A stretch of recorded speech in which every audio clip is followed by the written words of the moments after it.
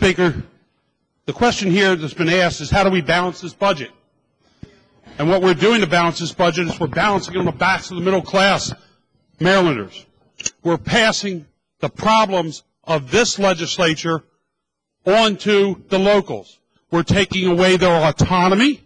We're taking away the ability for them to make fiscally sound decisions because we're tying their hands when we pass the maintenance of effort requirement because of what we did with passing the teachers' pensions on. We tell them if you sat there and your citizens went to the polls and you decided that you were going to cap your taxes, this state legislature is going to tell you can't do that. If you decide that you're not going to buy new fire department trucks or you're not going to buy police cars for 3 years and you're going to put the money into education, that this legislature is going to tell you you can't do that because once you put that money in, you got to make that maintenance of effort. We're taking away the autonomy. That's how we're balancing this budget, is we're passing our responsibilities onto the counties and telling them, good luck. You talk about a AAA bond rating, that's easy to get. As I've said 100 times here, just tax anybody, any amount, any time, and you'll keep your AAA bond rating. That's all it stands for. Tax anybody, any amount, any time. I'd much rather have a lower bond rating where it makes it more expensive for Maryland to go out and borrow money so then we'd act fiscally responsible and not take on so much debt than to have a AAA bond rating that ties the hands of the local authority on what they can do and takes away their autonomy. Maybe we should do that. That's what the feds do. They go ahead and raise that rate to stop you from borrowing money, to slow down that borrowing of money. We don't seem to be able to do it ourselves. We don't be able to sit down and fiscally say, guess what? That $6 adds up. That $6, you go ask the mothers who are calling up and saying whether or not that $6 every day is going to add up. That money is going to add up. What are we doing? What I want to hear here is I want to hear some people stand up instead of telling us all the things that you need that we already have, that we're spending $700 million more on this year than we did last, is where's the list of the things that we did to show the Marylanders that we're serious about cutting some things? Where's the list of those who are making $100,000 to chauffeur around some bureaucrat that's no longer going to get that $100,000 to be a chauffeur? Where's the list of where we're cutting them?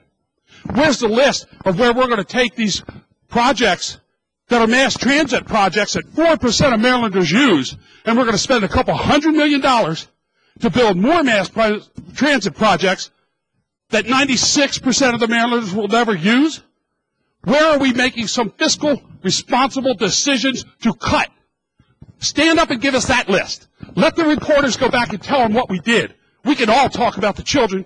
We can all use them as an excuse to raise things like we did with the alcohol tax when we brought those children down here who were handicapped and had special needs, and we told them, we're going to give you a dime a drink with the link, and we didn't even have the decency to put the money in before we stole it from them.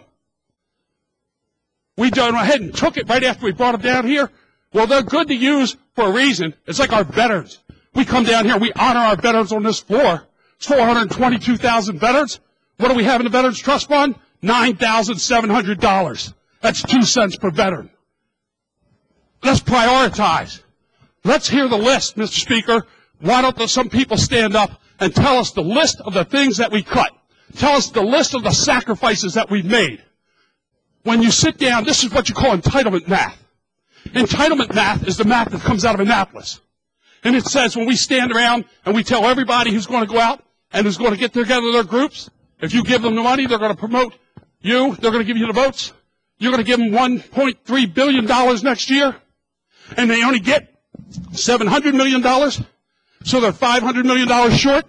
Entitlement math says that you're entitled then to say, we're cutting $500 million. Well, what sense does it make? Where do we teach our children in school that a $700 million increase is a $500 million cut? The truth is there are no cuts. There's just a decrease in the promised entitlements that we're going to be given. $700 million more was plenty. I don't hear the list. I'm going to have to go back and tell our people what we did. And all we did was raise more taxes, take more money that they can't afford to give. So when we stand up here, we talk, let's talk real. Tell the people what we actually did. What did we cut? Where did we take? Because we know, well, all that out there about the 400 or 500 jobs that we're going to take, not one single job, not one, was a pin that was actually somebody working. They were all on paper, all smoke and mirrors. It's all smoke and mirrors. So please, let's enlighten the state of Maryland. I invite all of you to stand up and tell us, whose $100,000 job did we cut that was unnecessary? What project did we cut that was unnecessary? Where did we make the effort to make cuts? We didn't. So let's stop with the fantasy of we're saving the world by going in and charging these, little amounts of money that add up to billions. And let's really tell the people that we didn't do anything to cut. We continue to grow. Government continues to get bigger. It's irresponsible. And we're taking away the sovereign immunity of these local legislators. And we're going to have bankruptcy. You're going to have counties failing because they will not be able to take on the burdens that the state of Maryland says are too big for them to handle. How can we stand here and say, we can't do teachers' pensions? We'll lose our AAA bond rating. Maryland can't afford to do it. Yet what's the answer? Pass it on to the locals? How does that make any sense to anybody? Does anybody think the locals can handle a burden that is too big for the state of Maryland?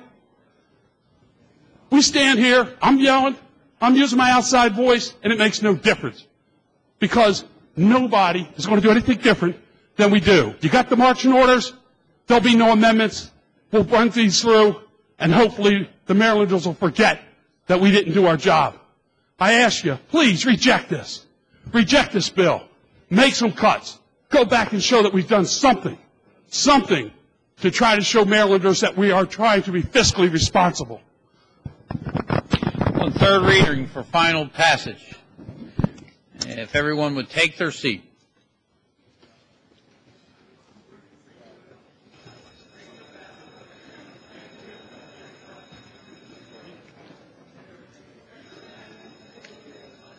If everyone is in their seat,